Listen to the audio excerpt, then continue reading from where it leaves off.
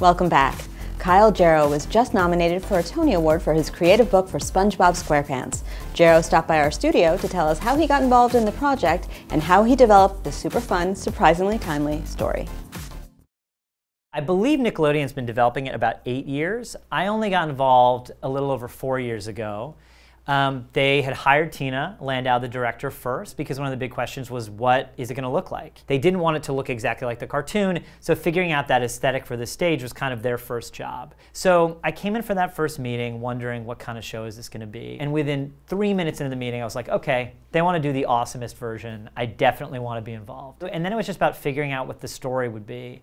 And pretty soon into the process, I pitched them this idea, like, what if it's the end of the world? And that's what it's about. It's like Armageddon meets Our Town meets SpongeBob. And I think that's a big part of how it can work for people who don't know the SpongeBob universe at all, is it's a universal story.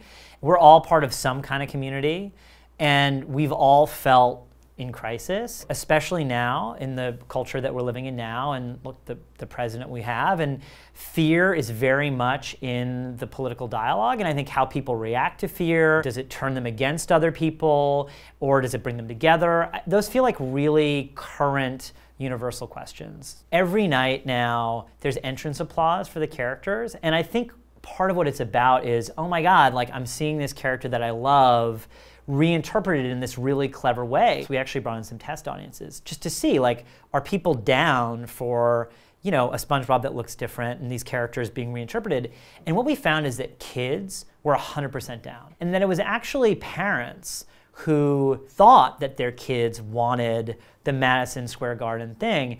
But kind of the wonderful truth is, the kids don't care. They're excited about going on that imaginative journey.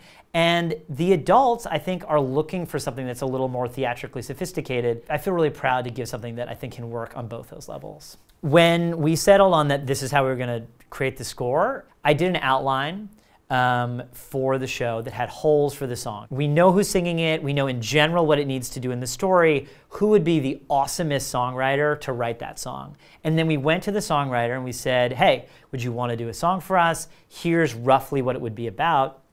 And you know, we got really lucky. Like 98% of the people that we approached said yes. To me, there's two things that a project needs to do to get me excited. It needs to be about something that feels important or interesting to me. I'm a fan of SpongeBob. And I think telling a story about community and fear and how that works together, that felt important, especially right now. So both those boxes got checked. And then I would say the other thing that's really important to me for a project is that the form matches the content. Is a musical the right way to tell that story? There is something about this world of SpongeBob that just invites that. I'm the book writer for the SpongeBob musical, and it's actually really good. Like, I'm really proud of it. And let's just be real, like, that's not always true. With a big commercial property, I do feel the show is great, and that's an awesome feeling to get to have.